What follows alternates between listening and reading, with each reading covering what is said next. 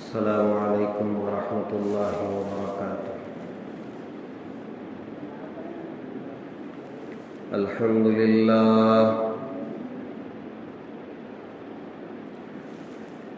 للہ نحمده ونستعینه ونستغفره ونؤمن به ونتوکل علیہ ونعوذ باللہ من شرور انفسنا ومن سیئات اعمالنا ونعوذ باللہ من شرور انفسنا ومن سیئات اعمالنا من يهده الله فلا مضل له ومن يضلله فلا هادي له ونشهد أن لا إله إلا الله وحده لا شريك له ونشهد أن سيدنا ونبينا ومولانا محمدا عبده ورسوله الذي أرسل بالحق بشيرا ونذيرا وداعيا إلى الله بإذنه وسراجا منيرا أما بعد فقد قال الله تبارك وتعالى في القرآن المجيد أعوذ بالله من الشيطان الرجيم بسم الله الرحمن الرحيم يا أيها الذين آمنوا توبوا إلى الله توبة نصوحا عسى ربكم أن يكفر عنكم سيئاتكم ويدخلكم جنات تجري من تحتها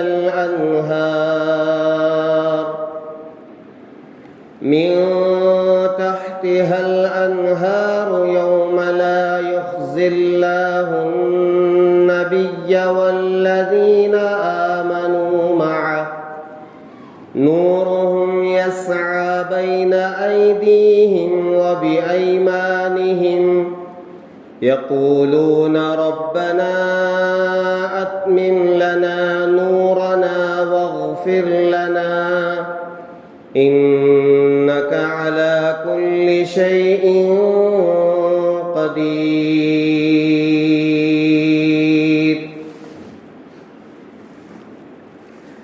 آمنت بالله صدق الله العظيم وصدق رسوله النبي الكريم ونحن على ذلك لمن الشاهدين والشاكرين والحمد لله رب العالمين۔ بزرگان محترم، اللہ تبارک و تعالی کا فضل و احسان ہے جس ذات وحدہ لا شریک نے عافیت کے ساتھ روزہ رکھنے اور تراویح پڑھنے کی توفیق عطا فرمائی، اور یہ جو دوسرا عشرہ اللہ نے عطا فرمایا ہے یہ بڑا ہی اہم ہے ہم گنہگاروں کے لیے۔ یہ اللہ تعالیٰ کی طرف سے ایک گولڈن چانس ہے، ایک عطا ہے، ایک مہربانی ہے جس عشرے کے تعلق سے اللہ کے رسول علیہ الصلاۃ والسلام نے فرمایا وَأَوْسَطُهُ مَغْفِرَةٌ، رمضان المبارک کا جو دوسرا عشرہ ہے، یعنی جو دوسرے 10 دن ہے، یہ مغفرت کے ہیں۔ اللہ تعالیٰ کی عظیم الشان ذات جو اپنے بندوں پر رحمان ہے اور رحیم ہے، بہت زیادہ رحم کرنے والا ہے، بڑا رحم کرنے والا ہے، سب پر مہربان ہے، اس نے یہ دوسرا عشرہ مغفرت کا عطا فرمایا۔ اللہ تعالیٰ نے 3 مخلوقات پیدا کی ہے۔ ایک وہ مخلوق ہے جس کے اندر صرف اور صرف نیکیاں کرنے کی صلاحیت ہے، وہ صرف نیکی کریں گے، گناہ کا کرنا تو دور کی بات، گناہ کا وہ ارادہ بھی نہیں کر سکتے۔ وہ کون ہے؟ وہ نورانی مخلوق ہے جسے ہم فرشتے کہتے ہیں۔ لا يعصون اللہ ما امرهم ويفعلون ما يؤمرون۔ ان کے 2 ہی کام ہیں، اللہ تعالیٰ کی فرما برداری کرنا، نافرمانی نہ کرنا۔ وہ نافرمانی کیا ہے وہ جانتے بھی نہیں ہیں،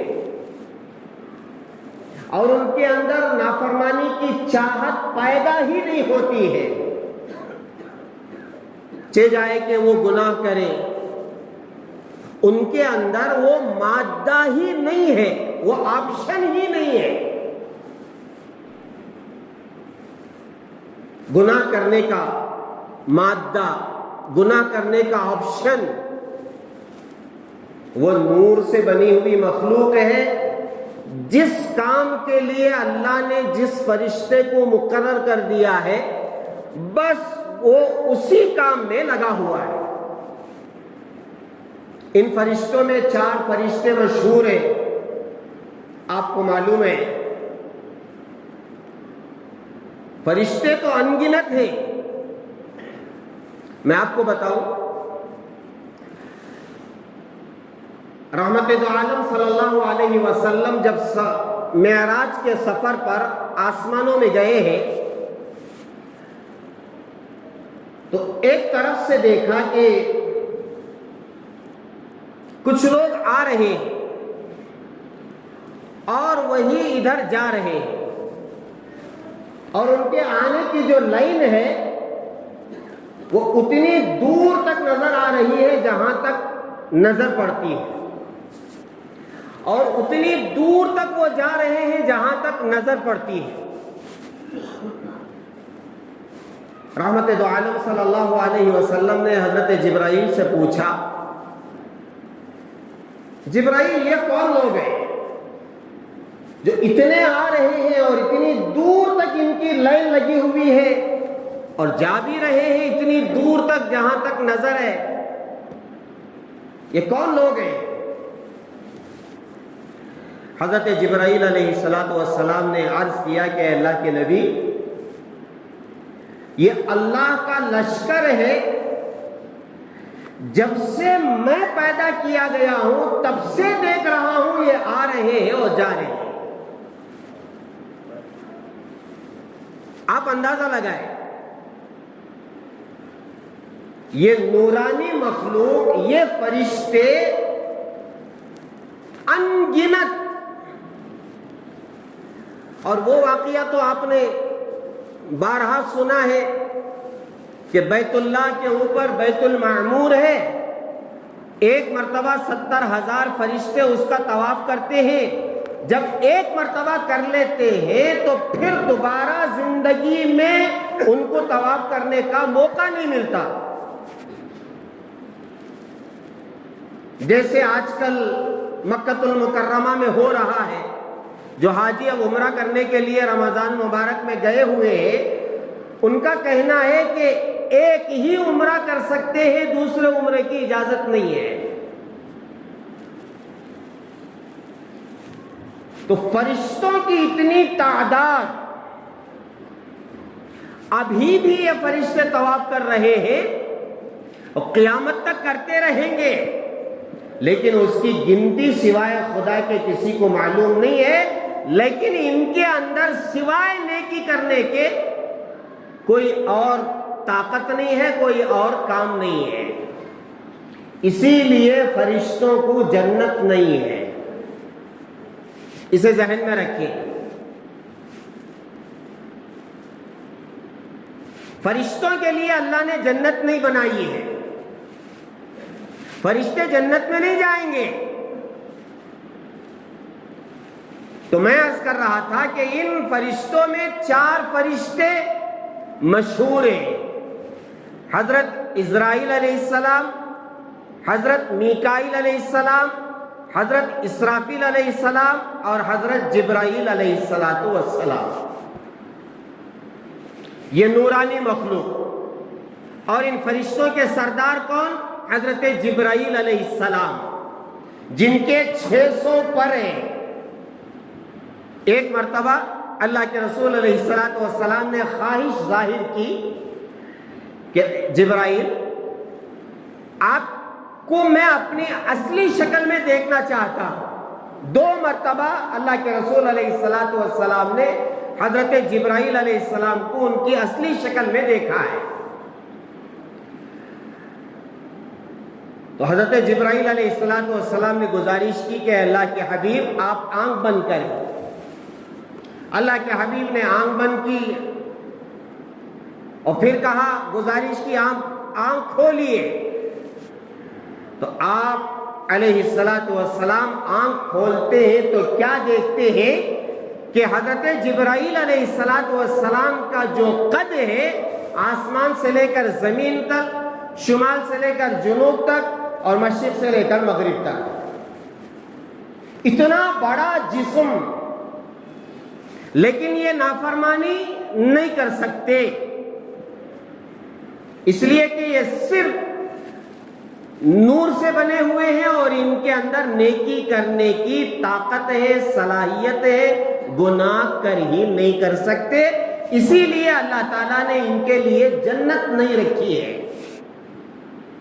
ایک دوسری مخلوق ہے جس مخلوق سے نیکی کا سرزد ہونا محال ہے، وہ کون ہے؟ سرکش شیاطین۔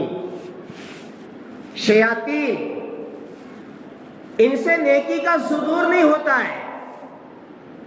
اب ان دونوں کے درمیان یہ مخلوق ہے جسے انسان اور جنات کہتے ہیں، یہ ایسی مخلوق ہے فَأَلْهَمَهَا فُجُورَهَا وَتَقْوَاهَا، کہ اللہ تعالیٰ نے ان کے اندر نیکی کرنے کا مادہ بھی رکھا ہے اور گناہ کرنے کا مادہ بھی رکھا ہے،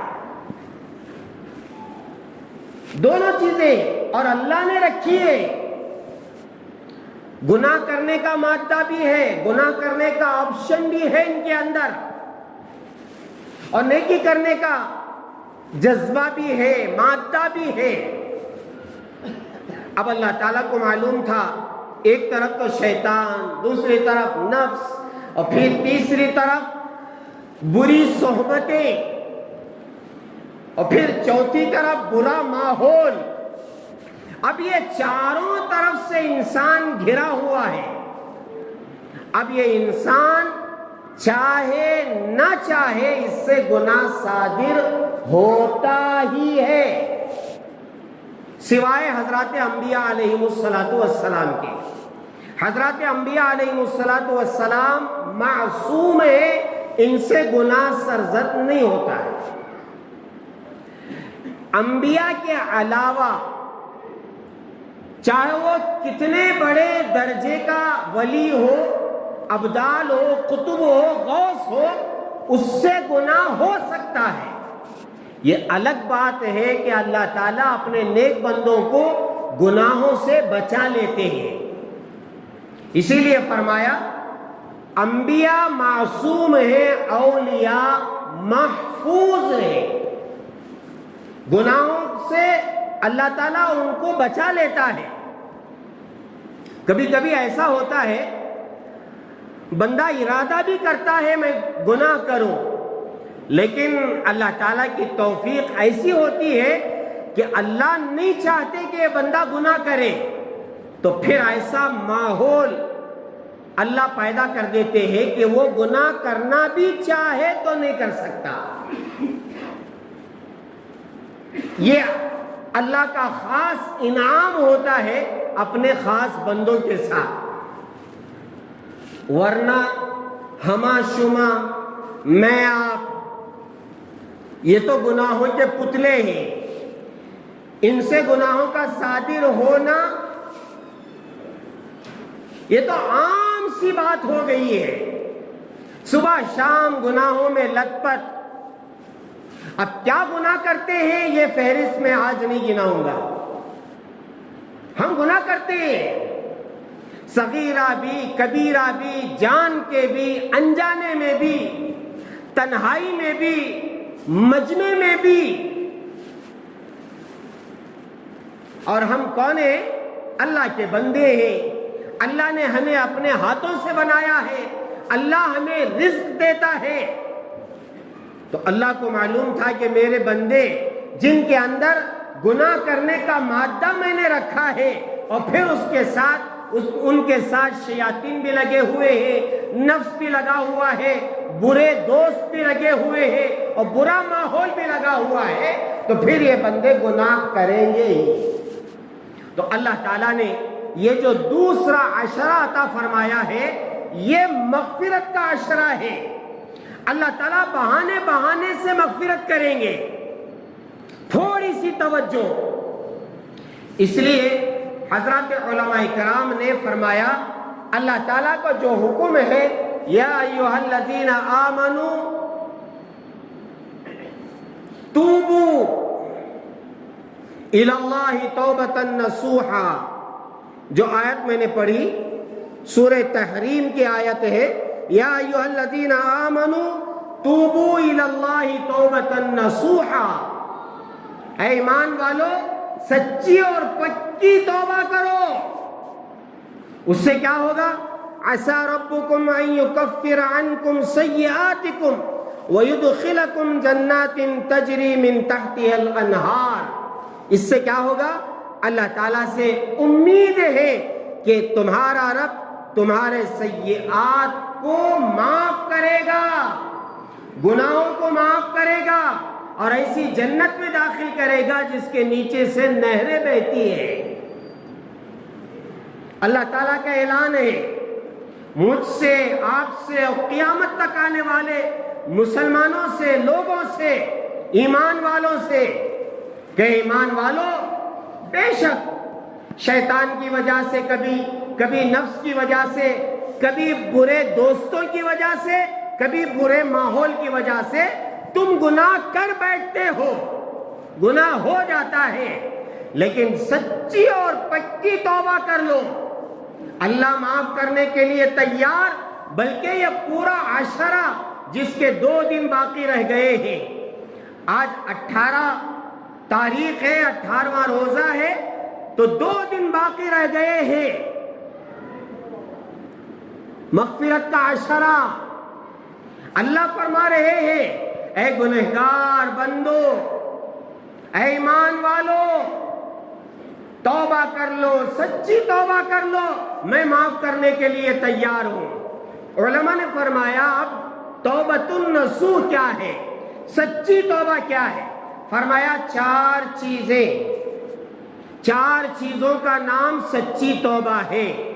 میں امید کرتا ہوں میں بھی اور آپ بھی ان 4 چیزوں پر عمل کر کے اللہ کے اس اعلان کو لبیک کہتے ہوئے سچی توبہ کریں گے تو انشاءاللہ اللہ تعالیٰ کی ذات جو رحمان ہے، رحیم ہے، اور مغفرت کو پسند کرتا ہے، معافی کو پسند کرتا ہے، وہ اللہ ضرور معاف کریں گے۔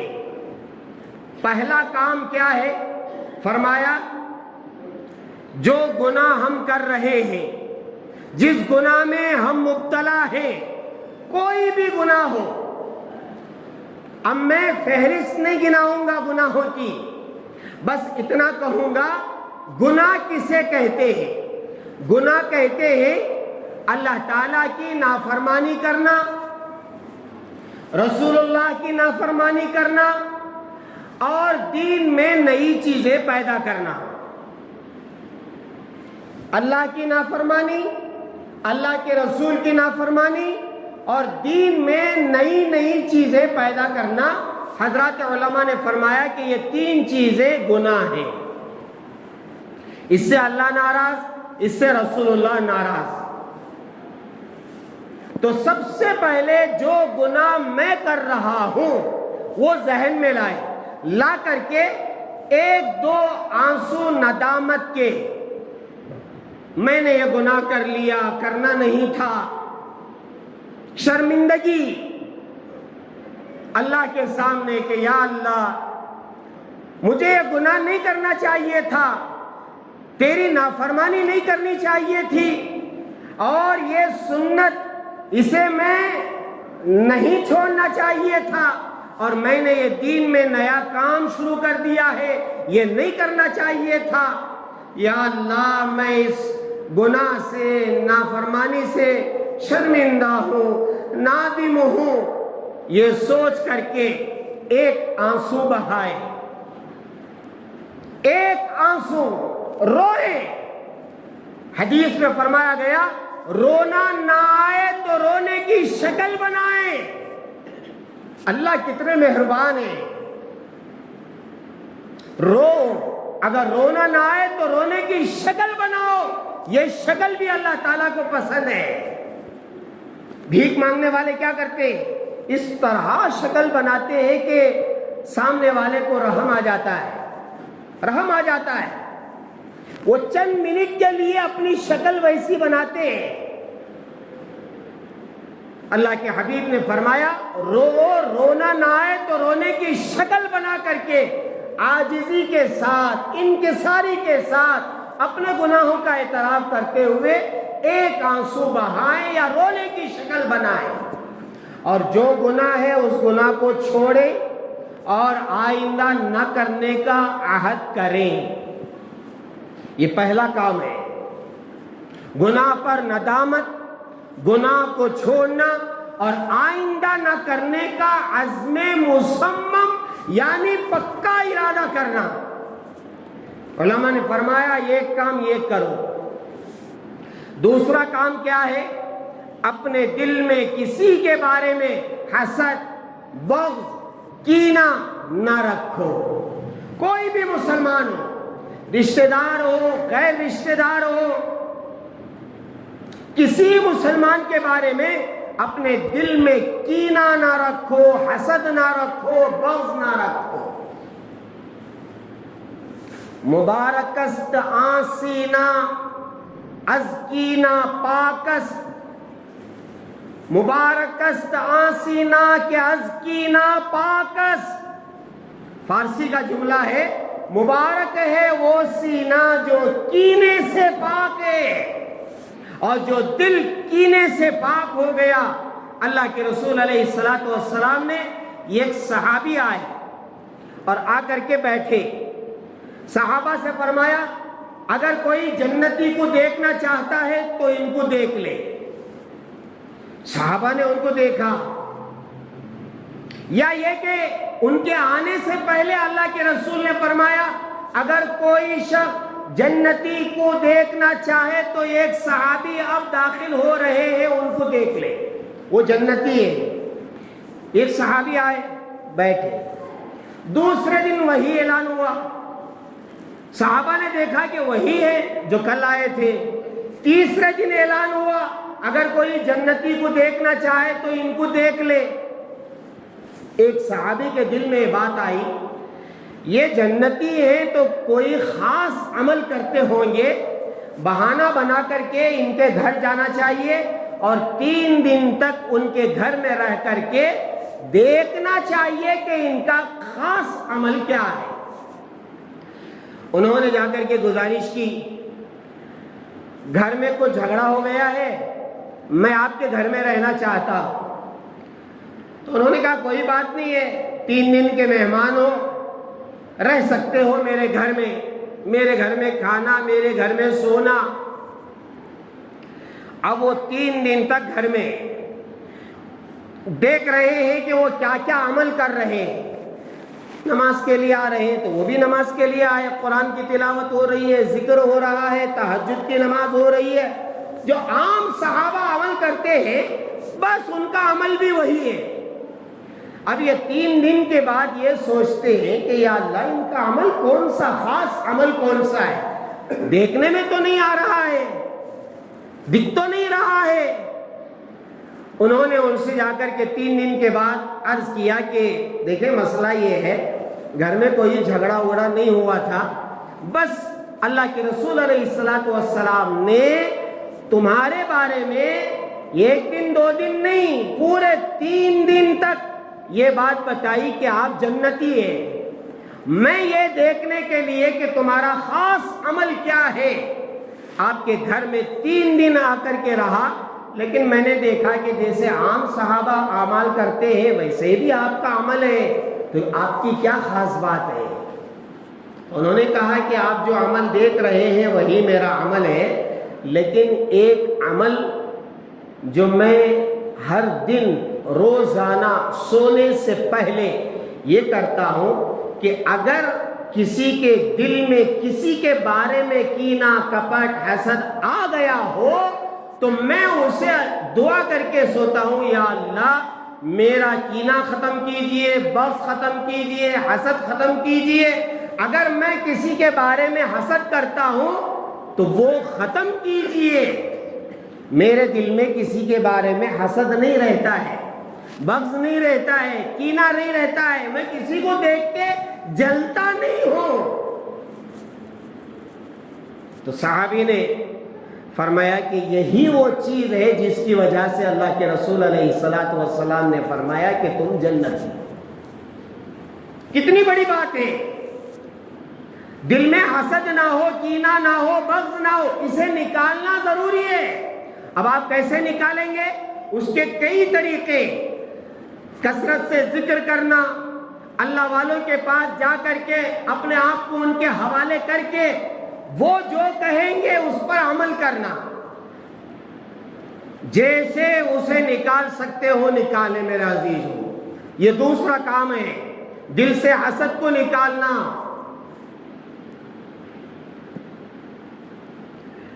اور تیسرا کام کیا ہے؟ ہمارے جو اٹھنے بیٹھنے والے ہیں، دوست و احباب ہیں، جن سے ہمارا دل لگا ہوا ہے، ذرا دیکھیں کہ کیا وہ دوستی کرنے کے لائق ہے کہ نہیں ہے۔ جو روزانہ ہم دعائے قنوت پڑھتے ہیں، وَنَخْلَعُ وَنَتْرُكُ مَن يَفْجُرُكَ، یا اللہ جو تیری نافرمانی کرتا ہے میں اس سے الگ تھلگ رہتا ہوں۔ کیا اس پر عمل ہو رہا ہے؟ کیا میرے دوستوں میں کوئی ایسا دوست ہے جو میرا ہاتھ پکڑ کر کے بار بار گناہ کرا رہا ہے؟ خود آدمی گناہ نہیں کرتا، بعض مرتبہ دوستوں کے ساتھ رہ کر کے گناہ کر لیتا ہے۔ اور دوست جو برا دوست ہے، فرمایا یار بد مار بد سے بہت برا ہے۔ یار بد مار بد سے بہت برا ہے۔ کیا مطلب؟ برا دوست سانپ سے زیادہ خطرناک ہے۔ سانپ کیا ہے؟ کاٹے گا، آدمی مر جائے گا، جان چلی جائے گی۔ لیکن جو برا دوست ہے، پکڑ کے لے جاتا ہے، فلم دکھاتا ہے، پکڑ کے لے جاتا ہے، بیڑی پلاتا ہے، پکڑ کے لے جاتا ہے، سودی لین دین کاروبار کراتا ہے، پکڑ کے لے جاتا ہے، گناہوں میں مبتلا کراتا ہے، یہاں تک کہ لوگ دوستی میں زنا کر رہے ہیں۔ تو یہ جو برا دوست ہے، روزانہ جو ہم وتر کی نماز میں اللہ سے یہ کہہ رہے ہیں، یا اللہ میں برے دوستوں سے الگ ہوتا ہوں، ان کو چھوڑتا ہوں، وَنَخْلَعُ وَنَتْرُكُ مَن يَفْجُرُكَ۔ لیکن برابر اگر ان سے مل رہے ہیں تو ہماری توبہ توبۃ النصوح نہیں ہوئی، سچی توبہ نہیں ہوئی۔ ہم برے دوستوں کو چھوڑے، ان سے الگ تھلگ رہے، سلام کلام کی حد تک ٹھیک ہے، یہاں تک کہ اگر اپنا بھائی بھی گناہ میں مبتلا ہے اسے تو نصیحت کرے، بتائے، اور اگر وہ بنتا نہیں ہے تو پھر اس سے قطع تعلق کرے، اللہ کے لیے اس سے دور رہے، اس کے ساتھ اٹھنا بیٹھنا نہ ہو، سلام کلام خیر خیریت بس ہے۔ دوستی جو ہوتی ہے، جو یار ہوتا ہے یار، وہ یار برا نہ ہو۔ صحبت صالح ترا صالح کنت، صحبت طالح ترا طالح کنت۔ خربوزے کو دیکھ کر خربوزہ رنگ پکڑتا ہے، اچھی صحبت اچھا بناتی ہے، بری صحبت برا بناتی ہے۔ فرمایا یہ تیسرا کام ہے، اپنے برے دوستوں سے قطع تعلق کرنا۔ اور چوتھا کام کیا ہے؟ فرمایا موت کی تیاری کرنا۔ اب موت کی تیاری میں ساری نیکیاں ہیں، روزہ رکھنا بھی ہے، تراویح پڑھنا بھی ہے، اب اعتکاف کا مسئلہ ہے تو اعتکاف میں بیٹھنا بھی ہے، ذکر کرنا بھی ہے، صدقہ و خیرات بھی کرنا ہے، ہر گناہ سے بچنا ہے، یہ موت کی تیاری ہے۔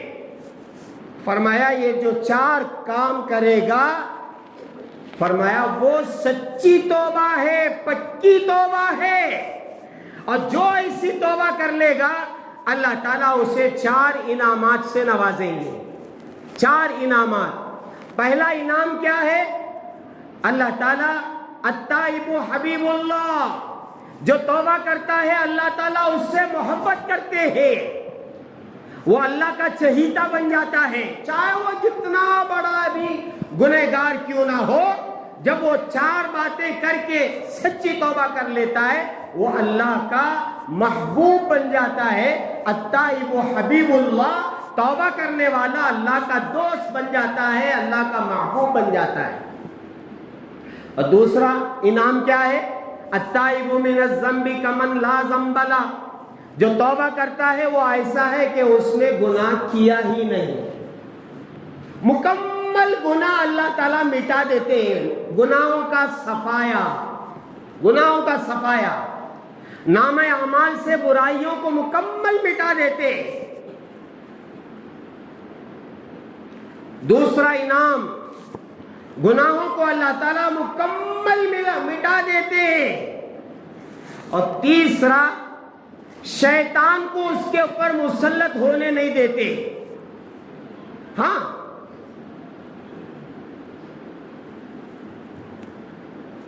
شیطان مسلط ہوگا تو گناہ کرے گا، اب شیطان ہی اس پر مسلط نہیں ہوتا ہے، اللہ تعالیٰ اس سے گناہوں سے بچا لیتے ہیں۔ قرآن پاک میں اللہ نے فرمایا کہ میرے نیک بندوں کو شیطان کچھ نہیں کر سکتا، کچھ نہیں کر سکتا۔ اور اگر کبھی شیطان ورغلا لے اور وہ گناہ کر بیٹھے تو فوراً اللہ توبہ کی توفیق دے دیتے ہیں۔ یہ تیسرا۔ اور چوتھا انعام کیا ہے؟ فرمایا جب موت کا وقت آئے گا تو اللہ تعالیٰ فرشتے کو بھیجیں گے، تتنزل علیہ الملائکۃ الا تخافوا ولا تحزنوا وابشروا بالجنۃ التي کنتم توعدون۔ فرشتے کو بھیج کر کے ایسے بندے کے پاس اللہ بشارت دیں گے، جنت کی بشارت، جنت کی بشارت، خوف نہ کرو، غم نہ کرو، میں پیچھے اتنا بڑا کام چھوڑ کے جا رہا ہوں، اپنی اولاد کو چھوڑ کے جا رہا ہوں، پتہ نہیں ان کا کیا ہوگا، نہ ان کا غم نہ کرو، اللہ کے حوالے کر کے جاؤ۔ اور سامنے قبر کا گڑھا ہے، آخرت ہے، کیا ہوگا، خوف نہ کرو، اللہ تعالیٰ تمہیں جنت کی بشارت سنا رہے۔ کتنا بڑا انعام ہے، اللہ کا محبوب بن جائے، گناہ اللہ مٹا دے اور شیطان کو مسلط ہونے نہ دے۔ اور آخر وقت میں اللہ تعالیٰ فرشتے کو بھیج کر کے خوشخبری سنائے جنت کی، اس سے بڑھ کر اور کیا انعام چاہیے؟ توبہ کرنے سے اللہ تعالیٰ یہ 4 انعامات عطا کرتے ہیں۔ میرا عزیزو، 1-2 منٹ میں ایک واقعہ عرض کر کے میں بات ختم کروں۔ حضرت سفیان ثوری، آدمی جب توبہ کرتا ہے اللہ کیسے رحم کرتے ہیں۔ حضرت سفیان ثوری سوئے ہوئے، خواب میں کوئی اللہ والے آ کے کہتے ہیں اٹھو اٹھو، تمہارے پڑوس کا جنازہ تیار ہے، جا کر کے ان کی نماز جنازہ پڑھا۔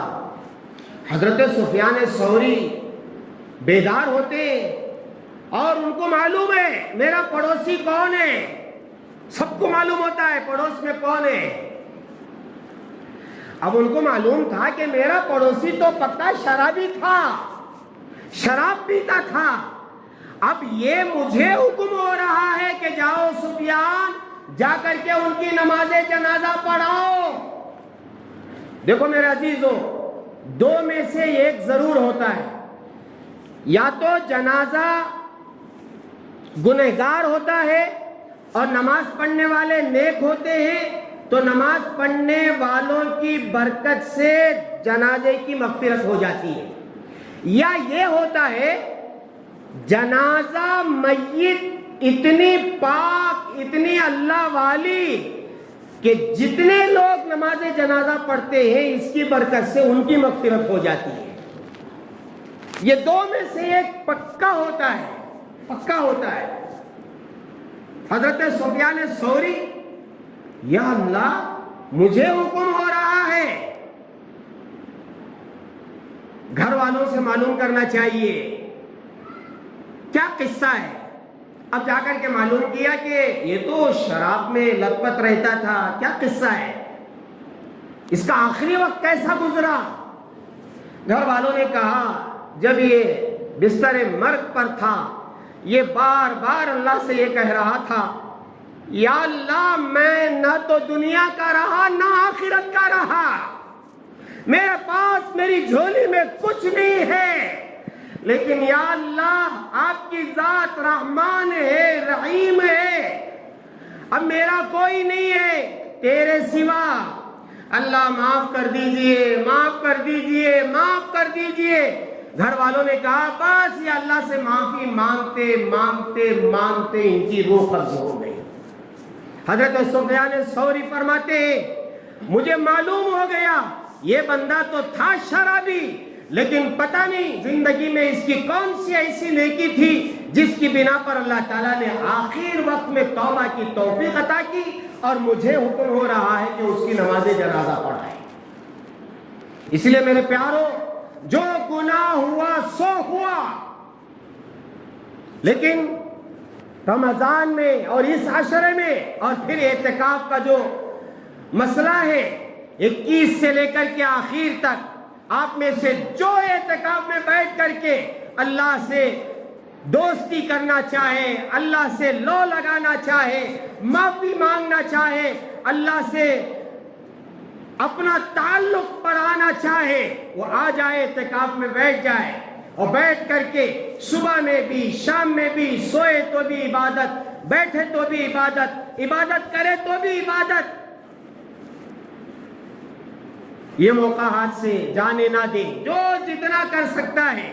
10 دن کا اعتکاف تو سنت علی الکفایہ ہے، ایک آدمی بھی اگر مسجد میں محلے کا بیٹھتا ہے سب سے ذمہ داری تو چھوٹ جاتی ہے، لیکن کیا معتکف اعتکاف میں بیٹھنے والا اسی کو موت آئے گی، وہی قبر میں جائے گا، ہم سب نہیں جائیں گے کیا؟ کیا ہمیں موت نہیں آئے گی کیا؟ اعتکاف میں آ کر کے 10 دن کا تو ارادہ کرے، اگر نہیں کر سکتے تو کم سے کم زیادہ سے زیادہ جتنا آپ بیٹھ سکتے ہو 1 دن کا بھی اعتکاف کریں گے، 24 گھنٹے مغرب سے لے کر آئندہ مغرب تک۔